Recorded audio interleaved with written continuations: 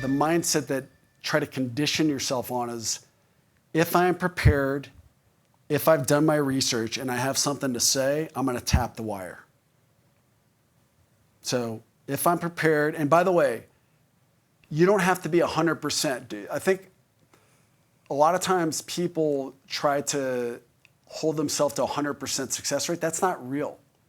Like, I make mistakes all the time. Like, everyone kind of knows when they think they're prepared and they've really prepared. They know when they've done that. And a lot of cases that's the case. Sometimes it won't be.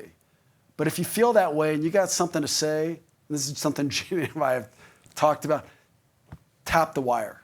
And you know what? If it ends up being like a dumb comment, or you think it's dumb, which is probably not. It's probably actually the best question in the room that day, by the way. Like, it's probably the best comment of it in that discussion. Just tap the wire. Tap the wire. What do I mean? It's a little uncomfortable. It's like, let it rip. Just let it rip. And whatever the consequences may be, which, by the way, a lot of it's in your head. So what? If you prepared substance, you have a view. Viewpoints are, they're right, they're wrong, they're kind of right. Sometimes it's gray where there is no right or wrong. Tap the wire.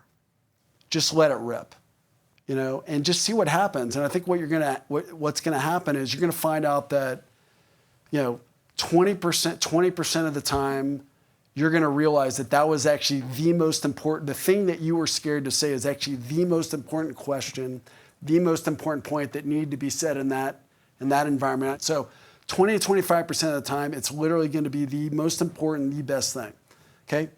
50% of the time, 60% of the time, it's going to be a contributing comment. It's going to be a contributing viewpoint. It's going to be a contributing question to the overall sort of body of the conversation. Because again, it's never down to one question, it's the whole body of judgment. It's never one thing. So it's not like that's like the crucible moment in your career. It's like, and then the other 20%, by the way, this is my ratio. 20% of the things I ask, maybe it's a little less as I've gotten older in my career, were kind of dumb questions or but who cares? 80% hit rate in investing, like, you're pretty good, okay? Like, that's pretty good. So just try not to pressurize that one question. Try not to pressurize that one point. Again, it's a body of a conversation. Most of the time, it's going to be the question to ask. And if it happens to be a question that, by the way, you perceive in your mind, which it's probably not, that it wasn't the right thing, or people, who cares? Tap the wire again and just keep tapping it. And then after the meeting, this is the last part I'd say, after the meeting, whoever the one or two or three people you trust and you've got that relationship, go up to them, hey, Kristen, hey, you got to be real with me, okay? Was my question, I want you to be really direct with me. Was that question, would you have asked it differently? Was that right? What do you think I missed? And you have that conversation. And I might even do that with two people. And then now you're learning.